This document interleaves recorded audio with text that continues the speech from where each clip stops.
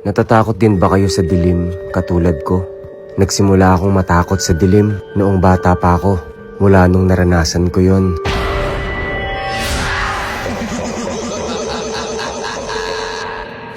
Malakas yung ulan nung gabing yon.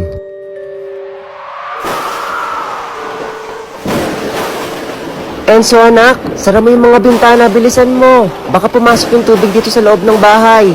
Opo mama, sinasara ko na po. Medyo ang lakas po ng hangin tsaka po ulan. Ay, nasara ko na po mama. Salamat anak, sobrang lakas po ng ulan mama. May bagyo po ba? Hindi ko rin alam eh. At habang nag-uusap kami ni mama noon, ay biglang nawala ng kuryente. Mama, nawalan po ng ilaw.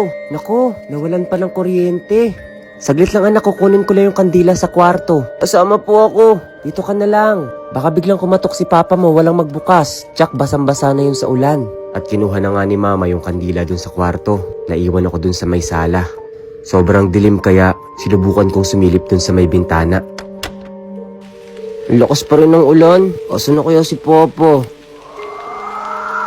At habang nakasilip ako sa may bintana, ay parang meron akong naaaninhagang tao doon sa may malayo.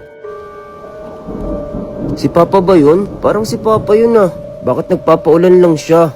Enzo, ito na yung kandila. Mama, nagulat po ako sa inyo. Ano yung tinitingnan mo sa bintana? May tao po kasi doon na parang si Papa. Nagpapaulan lang po siya. Gusto mo tingnan po ulit natin? O sige. At sinilip na nga namin ulit yung bintana. At habang tinitingnan namin yun, ay wala na yung lalaki. Pero meron kaming isang nakitang malaking aso. Ano yan? Yung nasa malayo? Nawala po yung nakatayong lalaki, mama. Ano po yun? Ang laking itim na aso. Oo nga, kahit sobrang layo ay kitang-kita mo kung gaano siya kalaki. Tingnan niyo po, parang nanlilisik yung mata ng aso. At parang naglalakad po siya papalapit dito. Hala, oo nga. Halika dali, saran mo na yung bintana. Ayan po mama, nasara ko na po. Ano po kaya yun? Hindi ko rin alam eh. Wala pa namang kuryente ngayon. At tayo lang dalawa dito sa bahay. Mama, natatakot po ako.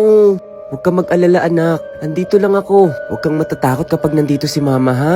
Poprotektahan kita. Pwede po bang doon lang po tayo sa kwarto mama? O sige, dahan-dahan lang tayo maglalakad. Baka mamatay tong kandila. Huwag kang masyadong kumapit sa akin. Opo mama, takot po ako sa dilim. Natatakot po ako sa madilim. Nang biglang namatay yung kandila namin.